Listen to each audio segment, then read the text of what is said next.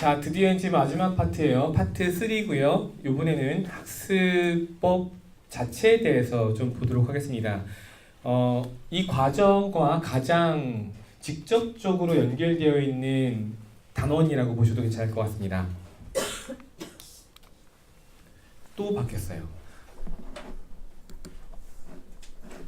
이렇게 첫 번째, 풀이과정 교정. 아이들 풀이 과정을 잘 교정해 주는 건 수학학원에서 매우 중요한 일이죠. 이런 것들은 반드시 초등, 중등 과정 안에서 완벽하게 풀이 과정 쓰는 법들은 훈련이 되어 있어야만 합니다. 중학교 문제들까지만 하더라도 풀이 과정이랄 게 없어도 머릿속으로 끄적끄적거리면서 문제를 충분히 풀 수 있어요. 왜냐면 하나를 구한 다음에 다른 값 이렇게 대입하면 거의 그 선에서 문제가 풀리기 때문에 풀이 과정을 정확하게 적지 않아도 문제가 생기는 일이 드뭅니다. 하지만 실수는 제법 나오겠죠.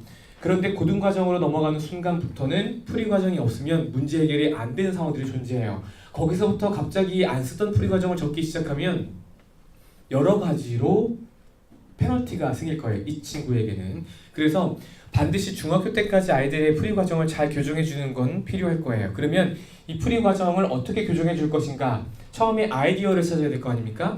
저는 이 풀이 과정 교정하는 방법을 학교 서술형 시험에서부터 찾기로 했습니다. 그래서 학교 서술형에서 보통 풀이를 다 했음에도 불구하고 감점을 당하는 부분들이 있을 거예요. 1점, 2점씩 감점 당하기 굉장히 쉽습니다. 그러면 학교에서 감점을 어떻게 하는지를 여러분들이 아시면 그런 부분들을 교정해 줄 수가 있을 거예요.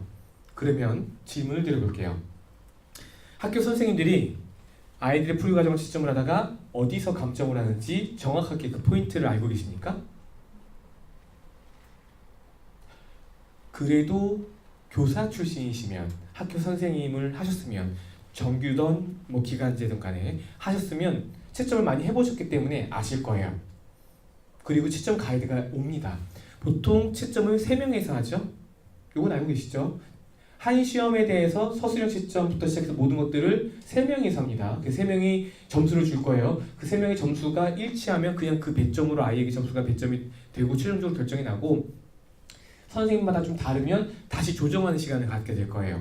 그리고 이건 교감, 교장의 사인까지 받게 됩니다. 교장의 사인은 받는지 안 받는지 지금은 좀 가물가물하네요. 아무튼 채점하는 그 양식들이 있어요. 채점하는 기준은 채점 기준표가 있습니다. 그러면 각 문제마다 여러분들은 채점 기준이 뭔지 문제집에서 볼 수 있는 것보다 실제 학교에서 하고 있는 거 아십니까? 잘 모르시잖아요. 그러면 좀 지나간 책이긴 합니다만은 이 책을 사서 보시면 돼요.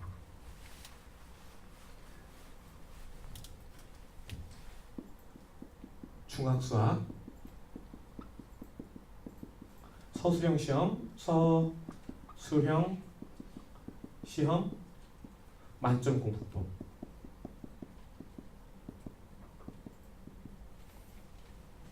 저자가 좀 특별하죠.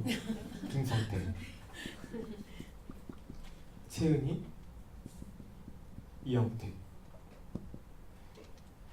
거의 모든 글은 제가 썼고 채은이 선생님은 실제로 그 자료들을 구해주셨어요. 학교에서 어떻게 채점하는지 채점 기준표. 이분은 서울대학교 수학교육과를 졸업하시고 서울대학교 사범대학 부설 여자 중학교에서 수학교사를 하고 계신 분입니다. 지금도 그 학교에서 근무하고 계신 걸로 제가 전해드렸어요. 작년까지는 거기 다녔어요. 저랑 나이 차이가 얼마 안 나기 때문에 교사 경력이 지금은 당시에도 12, 13년 차 됐었고 지금은 한 17, 18년 차 정도 됐겠네요. 이 분이랑 이 책을 쓰는 과정에서 160개 학교 정도의 3개년치의 서술형 시험 문제를 전수검사를 했습니다. 전수검사를 해서 실제로 어느 난이도에서 문제가 나오고 어떻게 나오고 뭘 물어보는지 이런 것들을 다 조사를 하고 거기에 따라서 실제 학교 현장에서 이루어지는 감점 사례들을 싹 다 가지고 와서 선생님 계시니까 가지고 와서 이걸 분석해서 카테고리별로 묶은 거예요. 그래서 크게는 7가지의 감점 포인트가 있습니다. 아이들이 자주 놓치는 7가지 감점 포인트가 있는데 저는 그 중에서 4가지 감점 포인트를 가지고 와서 오늘 이 강의에 담았고요. 그 중에서 2가지는 하나로 볼 수도 있어요. 크게 큰 틀에서는 하나로 볼 수도 있습니다. 그래서 그 내용들 딱 3가지 감점 포인트만 보여드리면서 이번 챕터를 지나가도록 하겠습니다. 자, 서술형 시험에서 감점을 받는 주요 요인 3가지는 그 전에 이겁니다. 수학 문제 풀이 과정은 의사소통 과정이에요. 글로 수학을 이렇게 풀었다는 걸 알려주고 있는 과정이잖아요. 그래서 상대방이 봤을 때, 그 상대방은 선생님이겠죠. 선생님이 봤을 때 얘 풀이 과정에 수학적인 오류가 없어야 될 거예요. 그리고 정확한 풀이 방법을 썼어야 됐겠죠. 그래서 우리가 잘 알고 있는 것처럼 수학은 일종의 언어잖아요. 한국 사람한테 알파벳, 영어를 하기 위한 알파벳은 기호일 거예요. 그리고 이 기호들을 통해서 어떤 단어를 만들게 될 거고요. 이 단어는 뜻을 갖게 되겠죠. 그래서 그 단어를 우리가 발음을 하거나 쓰면 무슨 말을 하는지 그 상대방은 알게 될 겁니다. 수학도 마찬가지죠. 그래서 주관적으로 이 기호를 썼다 안 썼다 혹은 다른 의미로 사용하거나 한다. 그러면 이건 수학적으로 옳지 않은 표현 방법이 될 겁니다. 감점 요인 3가지. 첫 번째, 중요한 내용을 빠뜨리는 경우가 있어요. 반드시 써야 되는 필요한 내용을 빠뜨리는 경우도 있습니다. 같은 카테고리를 묶었어요. 2번째, 일반화의 오류. 아까 제가 잠깐 설명드렸습니다. 3번째, 수학적 표기 오류. 뭔가 같아 보이기도 하지만 달라요. 하나씩 보도록 하죠. 중요한 내용을 생략한 사례들을 좀 먼저 볼까요? 여기는 중요한 조건과 설명을 적지 않은 거예요. 예를 들면 닮음 조건을 적지 않거나 직각 표시를 빠뜨리거나 계산 과정을 지나치게 생략한다거나 미지수의 설명을 쓰지 않는다거나 각에 대한 설명, 각을 구하는 확률에 대한 설명이 부족한 거나 이런 몇 가지 사례들로 좀 살펴보도록 하겠습니다. 자, 문제를 한번 보죠. 닮음 조건을 기재하지 않은 경우 다음 그립에서 x의 값을 구하시오 해서 x는 선분 db가 될 거예요. 그렇죠? 여기 보시면은 각 AED와 각 ABC가 둘 다 80도로 서로 같습니다. 그리고 각 A는 공통. 그렇죠? AA 닮음이죠. 이 표현이 반드시 들어가야겠죠. 그런 다음에 비례식으로 저 x의 값을 구해야 될 거예요. 그래서 이게 채점 기준표입니다. 삼각형 ADE와 삼각형 ACB가 닮음임을 설명한 경우 배점이 3점이에요. 닮음비를 이용하여 비례식을 세운 경우 배점이 2점입니다. 그리고 답을 맞추면 2점이에요. 만약에 이 친구가 서술형 풀이 과정이 엉성한 상태에서 답만 맞췄다? 그러면 얘는 2점만 획득하고 5점을 감점 받습니다. 실제 감점 사례를 보여드릴게요. 선분 AE와 선분 AE 대 선분 AB는 선분 AD 대 선분 AC와 같다. 이렇게 써놓고 이렇게 해서 구했어요. 비례식을 세웠고 답은 맞췄습니다. 하지만 뭐가 빠져 있어요? 왜 이 비례식이 왜 나왔는지에 대한 설명이 없어요. 그렇죠? 이 친구는 알아요. 본인은. 아니까 이렇게 했겠죠. 이 문제 많이 풀어봤거든요. 근데 평상시에 우리가 문제를 풀 때, 숙제를 할 때 답만 맞추잖아요. 그렇지 않습니까? 답만 맞추잖아요. 물론 A불은 아이들이 온라인에서 푸는 모든 문제들은 서술형 답안지에 작성을 하게 되어 있습니다. 그리고 저희가 여러분들께 아주 여러 차례 강조해서 반드시 이건 하셔야 된다라고 말씀을 드리는 게 저희가 여러분들의 수업 준비하는 대부분의 일거리를 90% 이상 줄여드렸기 때문에 여러분들은 진도표를 만들 필요도 없고 아이들의 진도 관리를 눈으로만 보면 되고요. 성적표를 엄마한테 별도로 만들어서 줄 필요도 없고 아이들의 오답 관리를 하기 위해서 오프라인으로 푸는 자료들을 온라인에 다시 입력해서 시험지에 다시 출력할 필요도 없어요. 데일리 테스트를 만들 필요도 없고 오답 테스트를 만들 필요도 없고 누적 복습도 그냥 자동으로 알아서 돌아갈 거예요. 여러분들이 처음에 진도 설정만 끝마치면 그것도 클릭 3번이면 됩니다. 클릭 3번으로 진도 설정만 맞추면 이 친구가 이 과정을 끝마치는 데까지 모든 것들이 전부 다 자동으로 돌아가죠. 물론 아이들이 한 번 틀린 문제를 맞췄어요. 또는 답을 맞췄어요. 이때 이 문제를 그냥 넘어갈 것인가 혹은 누적 복습 테스트로 다시 출제할 것인가에 따라서 1부터 9까지 1은 다음 회차에 9는 9번 지난 다음 회차에 이렇게 이 문제가 3레이어드 데일리 테스트에 자동으로 출제가 되게끔 만들어놨어요. 그거는 여러분들이 클릭은 하셔야 될 거예요. 자, 여기서 한 가지만 정리하고 넘어갈게요. 저희가 아이들의 수학 공부에 문제가 있어서 진도는 나갔지만 여전히 모르는 게 많은 상태, 즉 우리가 흔하게 이야기하는 표현으로 구멍이 있다. 그렇다면 이 구멍은 과연 어디서 생기는가?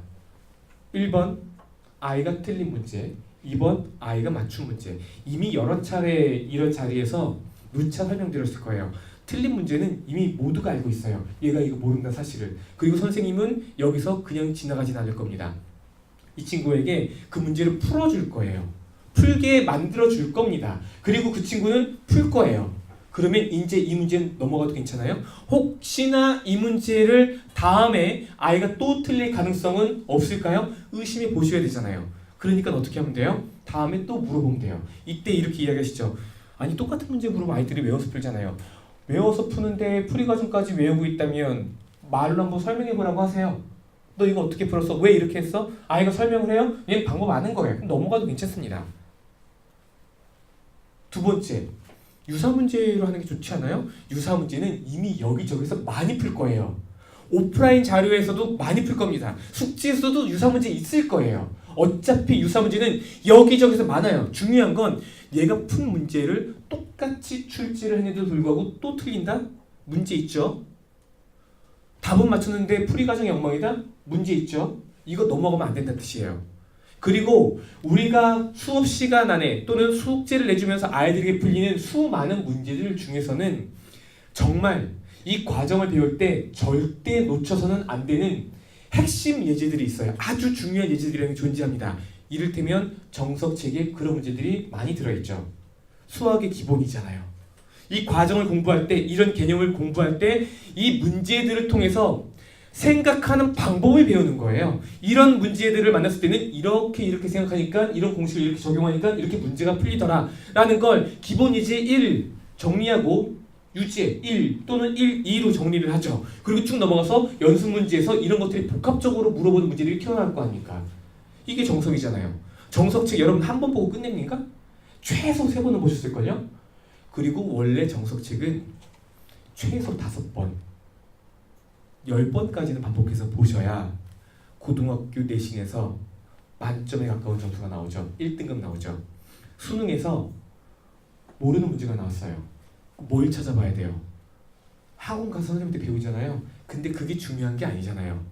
이 문제 풀이 본만 외우면 뭐합니까? 내가 이 문제를 못 푸는 데 어떤 원인이 있을 건데 그걸 우리는 구멍이라고 이야기 부르죠. 그 구멍을 메워야 될 거 아닙니까? 이 문제에 답을 맞추는 게 중요한 게 아니라 이런 문제들이 또 나왔을 때 문제가 조금만 바뀌었을 때 어떻게 내가 이 문제를 다시 풀 것인가를 고민해 봐야 될 거 아닙니까? 어떻게 해야 돼요? 이 문제가 어느 단원에서 나왔는지를 정석을 통해서 찾아봐야 돼요. 수능은 보통 3권에서 나오죠. 3권 중에 어떤 책인지, 그 중에서 어떤 단원인지, 그 중에서 어떤 예제들, 어떤 개념들과 기본 예제라든지 아니면 연습 문제에서 어떤 문제가 얘랑 비슷한가. 물론 수능은 출제 경향이 정석과 가깝지는 않습니다. 정석은 옛날 문제들이고 수능은 최신 경향이죠. 아이들의 사고력을 측정하는 문제들이에요. 그런데 아무리 사고력을 측정한다고 하더라도 결국에는 수학의 기본기는 정확하게 잡고 넘어가야 돼요. 가만히 살펴보시면 고등부 수업 하시는 분들은 아시겠지만 정석 문제 한두 개 이렇게 변형받으면 그냥 수능 문제 만들어집니다. 그렇잖아요. 그러니까 수학 공부를 할 때 정석에 나와 있는 기본 예제들부터 시작해서 여기 안에 들어있는 문제들은 적어도 10번은 반복해서 풀어봐야 돼요. 왜 10번 반복하냐? 까먹거든요, 자꾸. 까먹으니까 안 까먹어야 돼요. 뭘 까먹냐? 이 문제를 푸는 방법을 까먹는 게 아니라 이런 생각을 하는 방법을 까먹어요. 고등학교 문제 같은 경우에는 생각의 스펙트럼이 굉장히 넓습니다. 이 문제에 접근하기 위해서는 정말 다양한 것들을 고민해 봐야 돼요. 중학교 때 배웠던 모든 문제를 해결하는 발상의 포인트, 그리고 고등학교 때 새롭게 배우는 발상의 포인트들을 전부 다 상시로 가지고 있어야 돼요. 그래서 늘상 이걸 살펴봐야 됩니다. 근데 아이들이 그런 눈이 없잖아요. 그리고 이런 생각이 필요한 문제들은 잘 출제가 안 돼요. 늘상 이런 것들만 쓸 겁니다. 예를 들면 괄호가 있는 식을 만났을 때 일단 전개하고 시작하거나 혹은 풀어에 쳐져 있는 식을 일단 인수분해나 적절한 목적을 가지고 식을 변형하거나 하는 문제들이 있죠. 예를 들면 2차 함수를 표준형으로 바꾸거나 뭐 이런 방식들이에요. 아이들이 이걸 조건반사처럼 보면 잘합니다. 그런데 전혀 다른 방법으로 이 식을 다뤄야 되는 경우들이 있을 수 있습니다. 예를 들면 양변을 x로 나눈다. 문제에 따라서 있을 거 아니에요. 근데 그런 문제들이 자주 나오진 않아요. 왜? 한 번 나오면 이미 이 스킬을 써먹었기 때문에 또 나오면 또 맞출 거예요. 근데 시간이 지난 다음에 이 문제를 다시 풀어보면 이거 어떻게 했더라? 라는 생각이 들 수도 있습니다. 물론 제가 지금 이야기한 양변을 x로 나눈다 이런 것들은 워낙 좀 대표적인 어떤 기본기이기 때문에 한 번 익히면 넘어갈 거예요. 그래서 아이들의 생각의 스펙트럼을 넓혀야 돼요. 이 생각을 언제든지 내 목록 안에 이 문제를 해결하기 위해서 이 목록 안에 올려놔야 될 거예요. 이거 이렇게 안 풀려. 그럼 이렇게 한번 생각해볼까? 라는 생각이 나야 되는데 이 수많은 생각하는 방법들을 항상 내가 다 가지고 있을 수는 없잖아요. 그러니까 잊어먹는단 말이죠. 이 컨디션을 극대화시켜놔야 돼요. 언제? 내신기간 또는 수능 보기 직전에. 그러니까 이때 뭘 해야 돼요? 그 생각의 스펙트럼이 모두 담겨있는 정석들은 끊임없이 다시 봐야 됩니다. 놀랍게도 25번을 반복했는데 또 틀린 문제가 있어요. 저는 그 뜻은 제가 정석을 많이 풀어본 책 같은 경우에는 25번을 틀렸어요. 25번을 봤다고요, 정석책을. 기본 10번은 봅니다. 여러분들도 다 그렇게 공부하셨죠? 네. 직각 표시를 기재하지 않은 그래서 에이블 같은 경우에는 왜 온라인에 있는 문제를 유사 문제를 제공하지 않고 또 푸냐? 얘가 지금 이 문제를 또 틀릴지도 모르는데 유사 문제를 준다고 무슨 의미가 있어요? 유사 문제가 진짜 숫자가 요만큼만 달라져도 풀이 과정 전개하는 느낌이 달라요. 그쵸? 숫자만 달라져도 다른 식이 나오면서 문제 난이도가 변화한다고요. 과연 문제 난이도는 어떻게 따져봐야 되는가? 이런 고민들을 했던 거죠. 왜 ADTM을 개발하면서 연산 난이도. 저희는 연산 난이도를 기계적으로 측정을 합니다. 숫자가 쉽게 되어 있는지, 주어진 식의 숫자가 쉬운지, 분수나 소수가 섞여 있는지, 아니면 자릿수가 큰지, 이걸로 하나를 카테고리 잡아나가요. 그리고 음의 부호가 없는지, 적은지, 많은지. 그리고 또 하나 있어요. 답이 정수로 간단하게 떨어지는지, 아니면 분수 형태로 남아있거나 기하 분수를 했음에도 불구하고 숫자가 좀 자주 볼 수 없는 3분의 225 이런 걸로 떨어지는지. 3분의 225가 났다는 뜻은 3분의 226 나눠지네요. 3분의 224라 하죠. 안 나눠 떨어지잖아요. 이미 기하분수인 상태잖아요. 이렇다는 뜻은 풀이 과정에서 이 숫자가 계속 따라다녔을 거예요. 그렇다는 뜻은 연산 난이도가 올라간 겁니다. 실수할 포인트가 여기저기 있는 거죠. 그러니까 이런 내용들을 바탕으로 해서 연산 난이도를 잡아야 돼요. 이 연산들은 문제 안에 곳곳에 흩어져 있습니다. 그렇죠? 이 문제를 해결하는 방법, 문제에 몇 가지 개념들이 복합적으로 섞여져 있는지 이런 종합적인 것들을 모두 판단했을 때 이 문제의 난이도가 결정이 되는 거예요. 근데 숫자만 어설프게 바꾼다? 아니요. 다른 문제예요. 중요한 건 얘가 지금 이 대표 문제를 언제 풀어도 맞출 수 있는가. 그래서 저희는 정석을 기본 모델로 삼아서 에이블의 ACL이란다. LMS 시스템을 개발을 한 겁니다. 여기 안에 탑재되어 있는 문제는 저희가 정성스럽게 골랐어요. 여러분들이 문항 보시면 아시겠지만 제법 좋은 문제들입니다. 이 과정에서 반드시 풀어봐야 되는 문제들이에요. 물론 간혹 오타들이 있을 수 있습니다. 이번에도 교육과정을 계속 개편하기 때문에 한 번 개편하면 저희가 3개월을 봐요. 3번 교정을 합니다. 그러니까 한 번 쫙 풀어보고 또 풀어보고 또 풀어봐요. 그럼에도 불구하고 간혹 오류가 있는 경우들이 덜어 있어요. 그런 것들이 여러분들이 도와주시면 저희가 바로바로 교정하죠. 모든 수학 교재는 보통 출판되는 것들은 7교까지 가요. 근데 저희가 7교까지 가기에는 개발 기간도 지나치게 길어지니까 어지간한 것들은 다 3교만 해도 필터링이 되거든요. 그래서 3교만 가고 일단 출시를 한 다음에 여러분들이 오류를 신고해 주시면 적어도 저희가 일을 사무실에서 하고 있으면 거의 10분 안에 5분 안에 바로 교정됩니다. 그렇죠? 운전하고 있거나 강의를 하고 있을 때는 3시간 이내 교정해 드릴 거예요. 빠르잖아요. 그렇죠? 물론 저희도 오류가 안 나오게끔 더욱더 신경을 쓰긴 하겠지만 약간의 변명가네요. 그만할게요. 구차하니까. 자, 직각 표시를 기재하지 않는 경우 볼게요. 그림과 같은 사각형에서 x의 값을 구하시오. x가 선분 a, b의 길이에요. 그리고 6 뭐 이렇게 되어 있네요. 18 중학교 3학년 1학기 문제입니다. 3학년 때 이걸 만나면 당연히 피타고라스의 정리 이런 것들이 떠오르겠죠. 그러면 직각삼각형을 만들어야 될 거예요. 그러니까 점 D에서 변 BC의 수직선을 내려야 되겠죠. 수직선을 내렸으면 어떻게 해야 돼요? 직각 표시가 반드시 필요할 겁니다. 자, 단계 1번 점 D에서 변 BC의 수선을 내린 경우 1점 1에 내린 수선의 발을 H라고 할 때 변 HC의 길이를 구한 경우 피타고라스 정리를 이용하여 x의 값을 구하는 식을 세운 경우 이렇게 될 거예요. 근데 감점 답안입니다.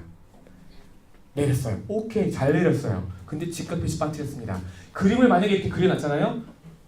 그냥 감점이에요. 이건 수선이 아니잖아요. 수선은 뭡니까? 실제로 선생님이 각도기 가지고 각 재봐야 돼요? 아니잖아요. 그러니까 우리 기호를 사용하는 거죠. 저게 직각이다라고. 직각 표시가 없어요. 그럼 쟤는 수선이 아니에요. 그냥 선을 어디다 내린 거지. 미지수에 대한 설명이 빠진 경우 아이들이 정말 많이 실수합니다. 수지는 올해 사진동아리에 가입하였다. 사진동아리 회원수는 작년에 250명이었는데 올해는 남학생이 20% 증가하고 여학생이 10% 감소하여 전체적으로 8% 증가하였다고 한다. 올해 사진동아리 회원이 남학생 수와 여학생 수를 각각 구하시오. 미지수가 두 개의 열방을 세우고 작년의 남학생과 여학생 수를 구하고 올해의 남학생과 여학생의 수를 구하시오. 해서 1단계는 미지수 xy를 정한 경우 xy에 관한 연립방 정식을 세운 경우 그 다음에 이렇게 쭉 나와 있습니다. 감점 답안이에요. x 플러스 y는 250. x가 뭐고 y가 뭡니까? 지 마음대로 하고 있습니다. 수학은 이렇게 하면 안 되죠. 지금 미지수에 대한 정의가 있어요? 문제 안에서? 없잖아요. 없는 걸 우리가 쓰려면 새롭게 정의를 내려줘야 돼요. 그쵸? x를 뭐라고 할 것인지 변수 y를 뭐라고 할 것인지를 정해놔야 됩니다. 만점 답안 같이 보죠. 작년 남학생 x명, 여학생 y명이에요. 그러니까 x 플러스 y는 250. 좋죠? 괄호치고 명까지 써줬으면 좀 더 좋았을 건데 이런 건 감점 안 합니다. 간혹 그런 사람들이 있어요. 지금은 안 하지만 예전에 벤 다이어그램 그리는 집합 문제 있었죠. 집합의 원소를 벤 다이어그램으로 표시할 수가 있잖아요. 집합 A라고 한다면 여기에 1, 2, 3 이 원소가 이렇게 들어갈 거예요. 근데 학생들이 습관적으로 이렇게 적을 거예요. 감점. 왜? 벤 다이어그램이 뭔지 몰라요. 여기에 쓰여져 있는 모든 것들은 이 집합의 원소가 될 겁니다. 1, 2, 3도 있지만 콤마도 2개가 있어요. 이거 감점입니다. 간혹 변태같이 x를 원래 수학교에서 x는 이렇게 써야 되는 거 알고 계시죠? 통 잡는다고 이렇게 쓰는 사람들이 있어요. 이렇게 쓰면 감점 시키는 학교도 있어요. 1점. 아마 이 학교는 수업 시간에 선생님이 분명히 얘기했을 겁니다.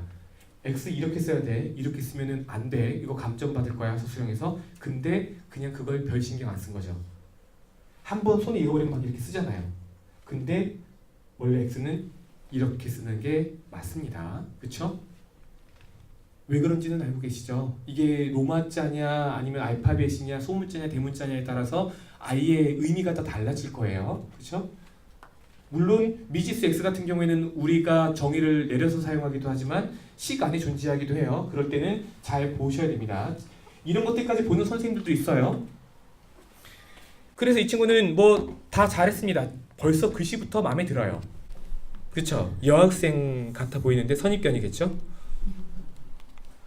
자, 각에 대한 설명이 충분하지 않은 경우 방금 작년 남학생의 숫자를 x명, 작년 여학생의 숫자를 y명으로 한 거랑 비슷하게 이런 데에도 아이들이 많이 감점을 당합니다. 1단계가 뭐예요? 각 BHA의 크기를 각 EHD의 크기로 나타낸 경우예요. 문제 보시면은 뭐 알 수 있으시죠? 자주 나오는 문제들이에요. 자, 감점 답안입니다. 각 EHD는 X, OX, OX가 뭐예요? 자기 혼자 지금 식 쓰고 있는 거예요. 근데 이 친구는 아마 이렇게 딱 해놓고 66도까지 딱 도자까지 잘 표현했어요. 66도 아니고 66도라고 써놨어요. 자기는 완벽한 풀이라고 생각하고 있을 겁니다. 근데 OX가 뭐예요? 각 EHD를 X라고 하면 각 어쩌고 저쩌고는 OX이다. 이런 게 나와야 되잖아요. 만점 답안입니다. 각 EHD는 X, 각 BHD는 각 X 이렇게 쭈루루쭈루 나가 있어요. 그쵸? 네. 그림도 이거는 프린트에다가 아이가 직접 푼 거예요. 네. 프린트에다 직접 풀어서 요 도형은 아이가 그린 게 아니에요. 구하는 확률에 대한 설명이 부족한 경우 마찬가지로 미지수를 설정할 때 혹은 중간 과정에서 되게 비슷한 맥락이긴 하지만 조금씩 다릅니다. 자, MATH 알파벳과 ENGLISH 알파벳에서 각각 한 개씩을 골라 둘 다 자음이 나오거나 둘 다 모음이 나올 확률을 구하시오. 해서 둘 다 자음이 나올 확률을 구한 경우 2점, 둘 다 모음이 나올 확률을 구한 경우 2점, 해서 정답을 맞힌 경우는 2점, 해서 6점 만점의 문제입니다. 감점 답안이에요. 4분의 1 곱하기 7분의 2 그리고 4분의 3 곱하기 7분의 5 이거 뭐예요? 앞에 거는 둘 다 자음이 나올 경우 뒤에 거는 둘 다 모음이 나올 확률일 거예요. 이 친구도 문제 잘 풀었다고 생각할 겁니다. 근데 감점이죠. 2점 감점 당했습니다. 얘가 풀이 과정을 잘 쓴 거죠. 보면 글씨가 다가 아니라는 사실을 알 수 있죠. 중요한 건 둘 다 자음이 나올 확률에 얘가 는 하고 쓰지 않고 땡땡 하고 써놨다는 게 오히려 좀 더 기특한 것 같아요. 등호를 자기 마음대로 편리하게 그냥 막 사용하지는 않고 있습니다. 그렇죠? 뭐 한다고 해도 크게 문제가 되진 않겠지만 서술형 만점 비법 문제에 제시되지 않은 수학적 사실을 이용할 때는 그 근거를 명확하게 밝히는 게 필요합니다. 닮음, 합동을 이용하려면 반드시 닮음 합동임을 보이도록 해야 됩니다. 수학적 정리를 사용할 때는 가정에 해당하는 부분을 명확히 나타내야 됩니다. 활용 문제는 식을 세우기 전에 미지수에 대한 설명부터 시작해야 됩니다. 자신이 알고 있고 풀이 과정이 필요하다고 생각되는 수학적 내용은 모두 서술형 답안지에 쓰도록 하는 게 좋습니다. 답안지에 쓰여있지 않으면 채점자는 내가 그 사실을 알고 있는지에 대해 미루어 짐작만 할 뿐 감점을 시킬 수밖에 없어요. 객관적이지 않으니까. 자신이 구하고 있는 값에 대한 설명을 정확히 적도록 하는 게 좋고요. 문제에서 구해야 하는 값이 2가지 이상으로 나오는 경우에는 특히 더 답안 작성에 신경을 쓰는 게 좋습니다. 문제에서 주어지지 않은 값을 이용하는 경우 그 값을 구하는 과정이나 식을 보여줘야 합니다. 서술형 평가의 핵심은 문제를 풀어나가는 과정을 서술하는 것입니다. 자신이 구한 값을 그냥 내놓지 말고 어떤 수학적 내용을 사용하여 그 값을 구하게 되었는지 답안지에 서술하도록 하는 겁니다. 실제로 여러분들이 아마 파악은 하고 계실 거라고 생각이 드는데 서술형 문제가 어려운 문제가 나와요? 아니요. 서술형 문제는 어려운 문제 안 나옵니다. 저희가 조사해본 바로는 중난이도의 문제가 가장 많아요. 중하난이도의 문제가 그 다음으로 많습니다. 상 문제는 별로 없어요. 물론 가끔씩 나옵니다. 전체 제 기억으로는 13% 정도 되는 것 같아요. 많지 않아요. 상 문제. 어려운 문제가 안 나온다는 뜻이에요. 왜?